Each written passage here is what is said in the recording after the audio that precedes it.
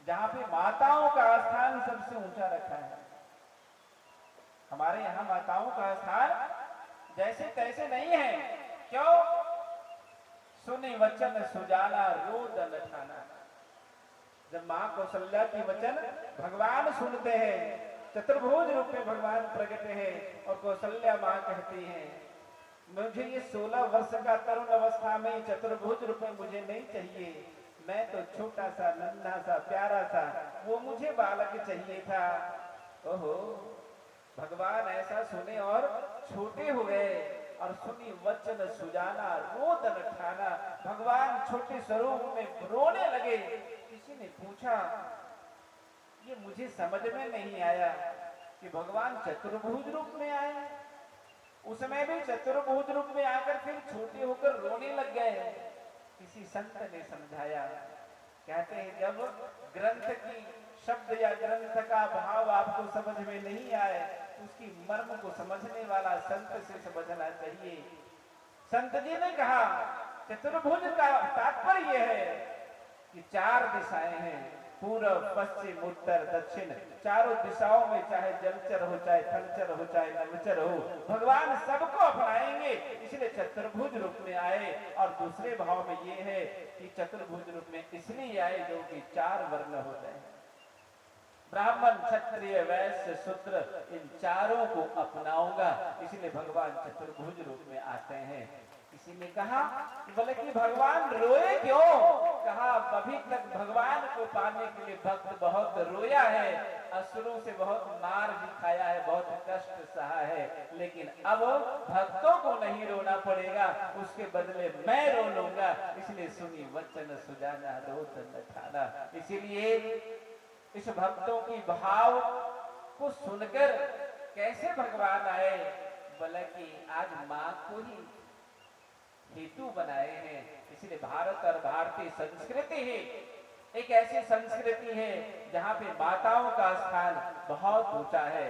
बाकी संस्कृति नारी को भोग की सामान समझती है, पर हमारी सनातन संस्कृति माताओं को सम्मान करती है। समान और सम्मान में बड़ा अंतर है, जयराम जी की बोलना पड़ेगा। इसलिए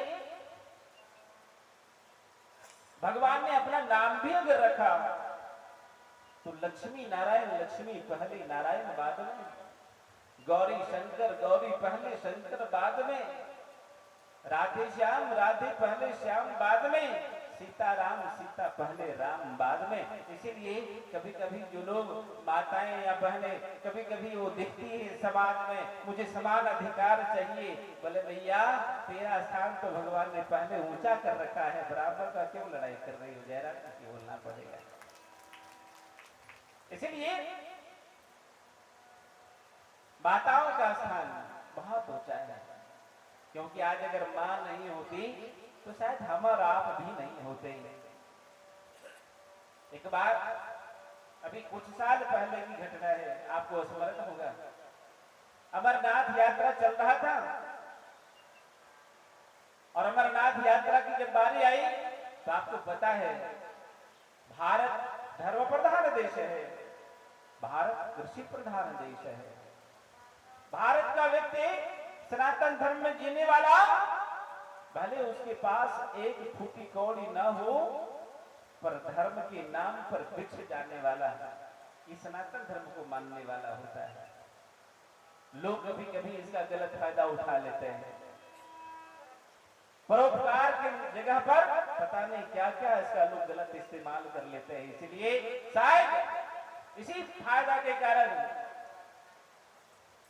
अगर मैं पूछूं आपसे, दुनिया में कौन सा ऐसा देश है जिसे एक बार नहीं कई बार बांटा गया हो, तो शायद आप बहुत ढूंढ कर देखेंगे तो समझ में आएगा कि उसका नाम भारत है। भारत और भारतवर्ष में बड़ा अंतर है। भारतवर्ष माना कभी पाकिस्तान भी इसी के अंदर था, कभी बर्मा भी इसी के अंदर था, कभी श्रीलंका भी इसी के अंदर था, कभी नेपाल भी इसी के अंदर था, कभी जापान और भूटान भी इसी के अंदर था। लेकिन जैसे जैसे हमारी परोपकार की भाव बढ़ता गया, लोगों ने इसका गलत फायदा उठाता गया। खैर इसकी चर्चा हम आगे चलकर लंबा करने वाले हैं, क्योंकि यहाँ तो शहीदों की चर्चा करनी है। तो जब आप अमरनाथ की यात्रा चल रही थी, लोग चल पड़े कि अमरनाथ बाबा का दर्शन करना है। और आपको स्मरण होना चाहिए कि जब आप यहाँ 4, 10, 6, 10, 20 लोग बैठे होंगे, ऐसा मन में एक भाव उपजा होगा कि ऐसा मुझे करना चाहिए। क्या ऐसा हो सकता है? क्या ऐसा संभव है क्या? तो कभी लगता होगा कि हमारे पास तो अर्थव्यवस्था नहीं है, कैसे होगा? तो कोई दूसरा बोला होगा, अरे अर्थव्यवस्था नहीं से क्या होता है, ये भगवान का कार्य भगवान पूरा करता है। और शायद जिस छोटे से रूप को आपने संकल्प किया और धीरे धीरे चर्चा फैलती गई और एक अच्छा सुबह कलश यात्रा का दर्शन हुआ, तो हमें तो लगा कि हाँ, जब छोटा सा संकल्प इतना अच्छा हो सकता है, इसलिए भगवान के सामने किसी प्रकार की स्तुति आप कर लो। यदि नाथ का नाम दया निधि है, यदि नाथ का नाम दया निधि है, तो दया भी करेंगे कभी न कभी। और दुखहारी दुखिया जन के दुख क्लेश हरेंगे कभी न कभी।